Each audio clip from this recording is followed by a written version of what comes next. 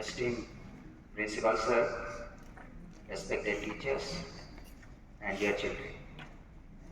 Very warm good morning to all of you on this auspicious occasion of Constitution's Day. As you know, we all gather here to celebrate this Constitution Day. It is indeed a remarkable day in our country's history. On this day, on 26 November 1949, the Constituent Assembly of the country adopted the written constitution of our country. Later on, in the year 1950, in January 26, it was implemented and executed. So, what is so important about it? Why this day is so significant? Who wrote these constitutions in such a finest way? Who are the intellects behind writing this constitution? A number of questions comes to our mind.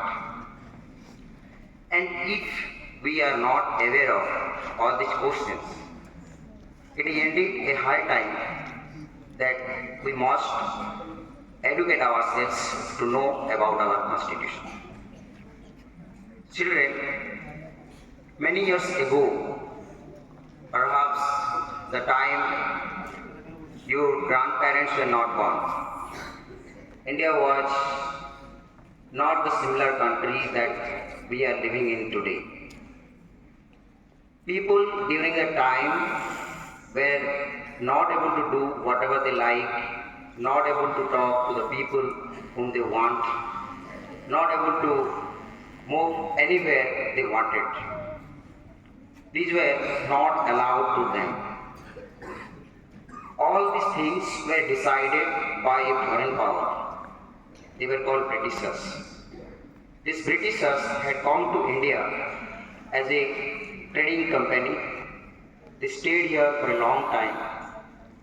They meddled in the affairs of our social, political, and economic life. And eventually, they became the rulers of the country for more than 200 years.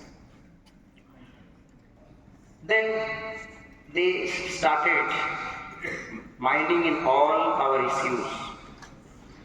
Our Indians were not feeling comfortable with them. They were very much dissatisfied and unhappy the way the Britishers were trying to transforming our life.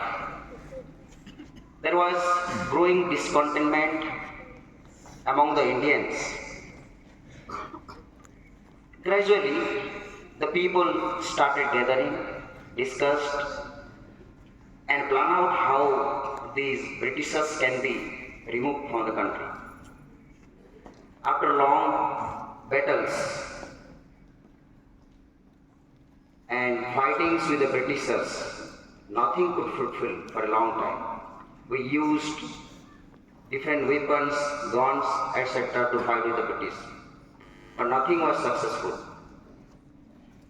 Then there was a great boy born in Gujarat in the year 1869, whom we know betterly as Bapu or Gandhiji. He was a highly talented man. He led the country, led our countrymen, and motivated and inspired people to be patient, to work peacefully and in a non-violent way.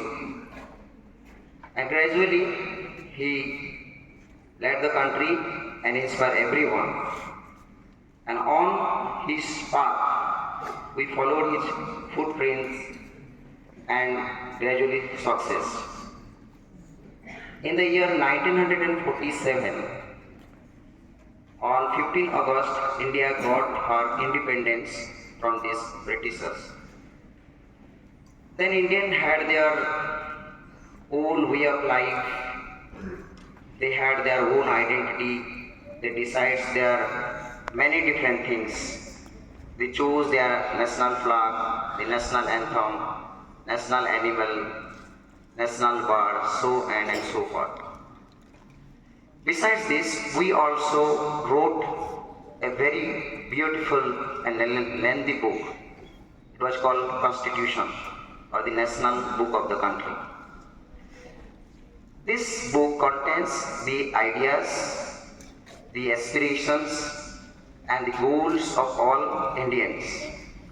This book decides the powers, the functions, how the government should be formed and how a country should be run, what should be the people's right and what should be the duties of the people.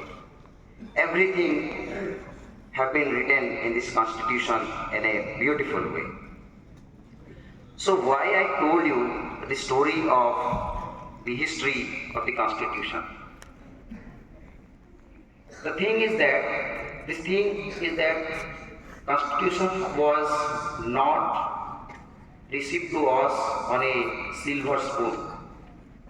It was a very hard-earned thing by our great Indian men and women.